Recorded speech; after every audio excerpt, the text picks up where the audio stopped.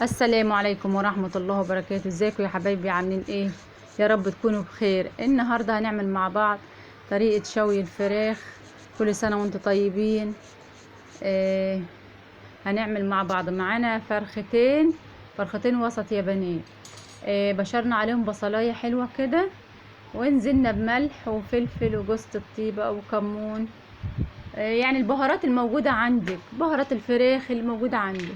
الشكل الحلو ده كده، وهنتبلهم ونعينهم في التلاجة. انا عملتهم الصبح وشويت الساعة 6 العصر، يعني ياخدوا عندك فترة. وهريسة الشطة اللي انا عملتها معاكم قبل كده اهو، وهنقلب ونخليها كلها تتشرب كده من التتبيلة بتاعتنا.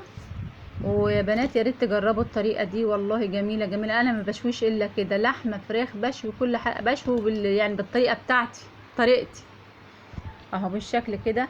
وتدخلي فيها كل تتبيلتك اهو، ندخل كل التتبيله بتاعتنا.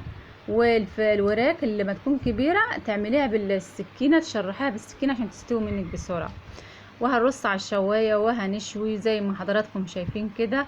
يا بنات يا ريت تجربوها، الفراخ جميله جميله، يا ريت تجربوها مش هتندموا.